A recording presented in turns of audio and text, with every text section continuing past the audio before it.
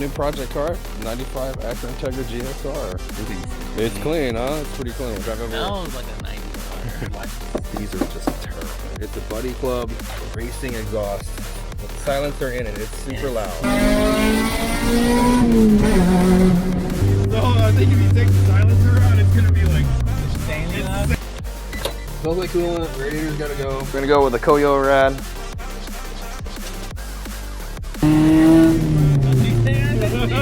It's a two-stage VTEC, man.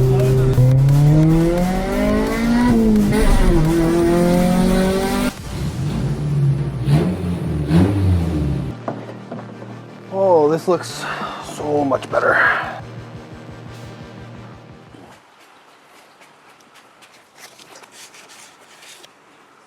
Yeah, here in the state of Texas, if your car is older than 25 years old, you can get it registered as an antique.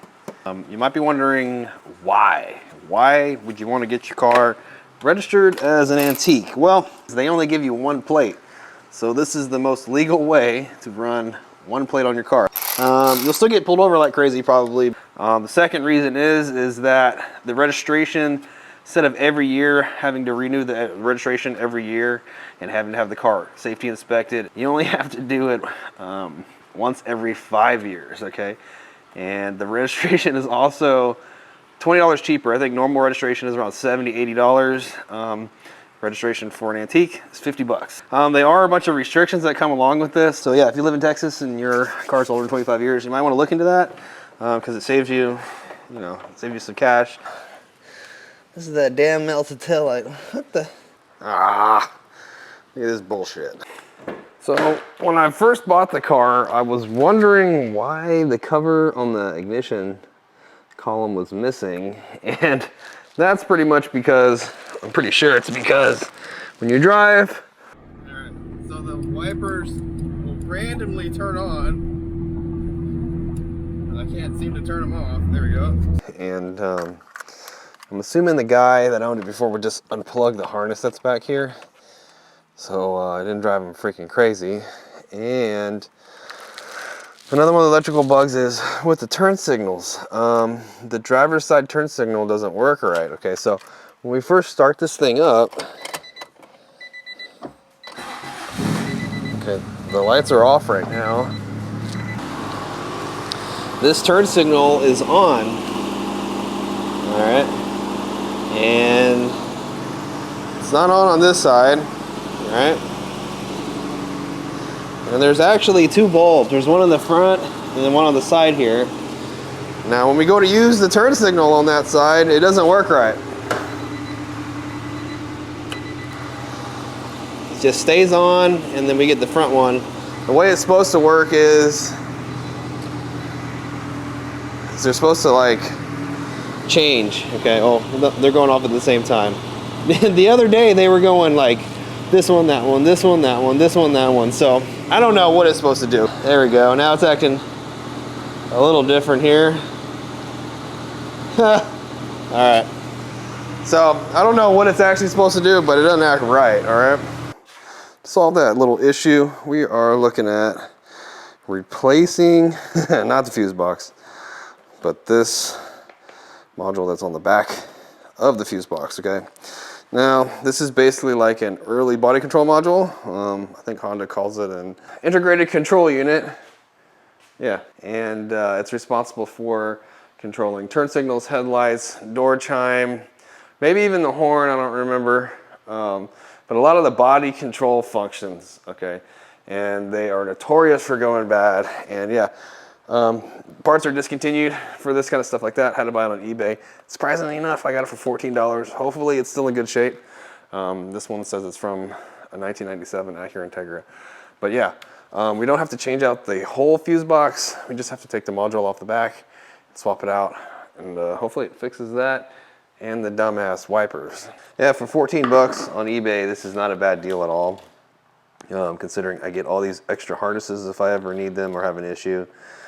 And I get a couple relays, and I get all these extra, fuses that I can use.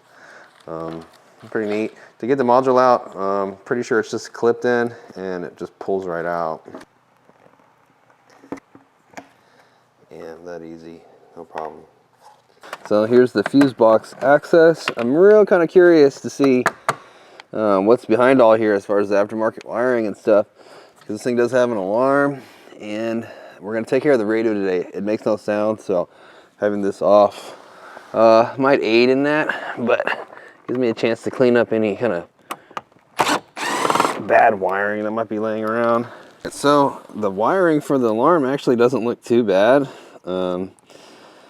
Looks like the guy who did it actually did a pretty good job. Cool. So I was thinking I was gonna redo this alarm possibly, but it actually doesn't look that bad. But here's the fuse box, and that module's on the back. So I think what I'm gonna do is I'm just gonna bring it down so it's easier to kind of film, and might be easier to get to because it's kind of way back in there. Wait, a little bit of a struggle. All right. Here's the old one. New one.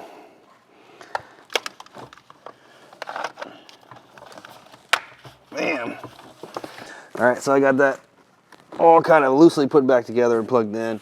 Before I button it up, we can go start it up and see if it fixes the turn signals real quick. Whew, that car is low.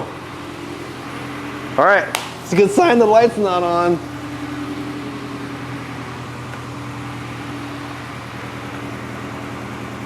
All right.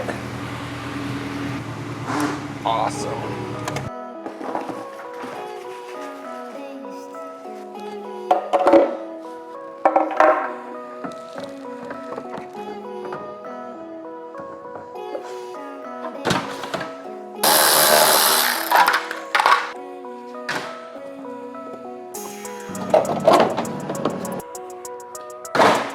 Gotta get another tail light. This one's in a little bit better shape.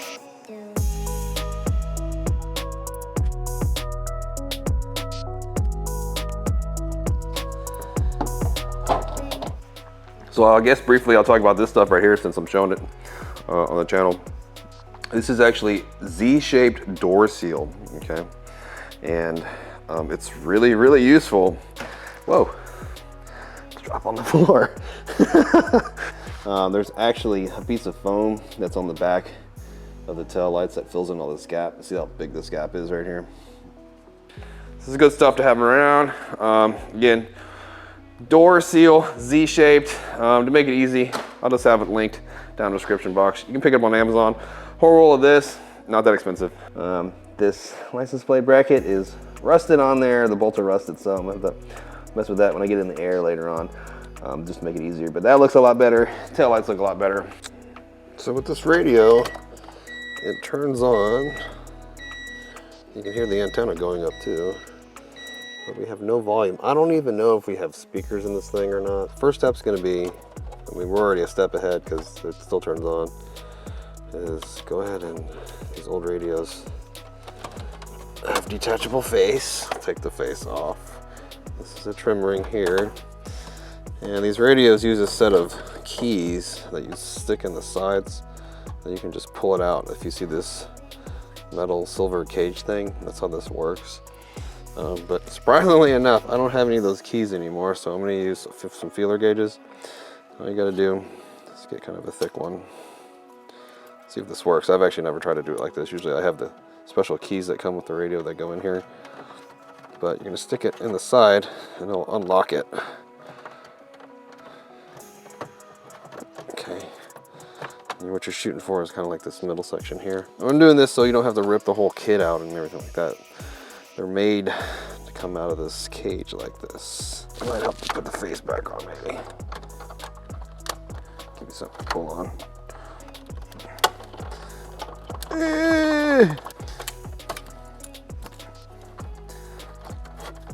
Alrighty.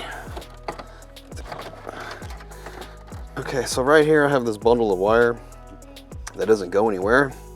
You can see that they're white, gray, purple, and green. Okay, and there's pairs of them. These are speaker wires. This is the output from the radio. And right here, same thing right here, this is the input. Okay, it goes right into the car and everything like that. And it's clearly not hooked up. And the reason why, got all these RCAs right here. More than likely this car had a 4-channel amp in it, and it doesn't have one anymore. So, to fix this problem, all we gotta do is reconnect these guys together like that, and hopefully we'll have some sound. So if you guys have been watching some of my other videos, every time I do any wiring, I'm always talking about this tape right here. This is called Tessa tape. And this is my go-to tape for finishing wiring harnesses, okay? Because it's made out of cloth. It's kind of what you see on some of your European cars. It works much better than your normal electrical tape. This stuff will get gooey and sticky after time. You can kind of see how my hands are all black and gross. If you ever have to go back into this, this stuff is a lot more forgiving. It doesn't like to get all gooey when it gets hot and old. So the harness just looks a lot better with just a little bit of tape on it. You know, it's not a big old rat's nest or anything anymore. All right, so it took me a minute to find a CD. Right, success. We got sound.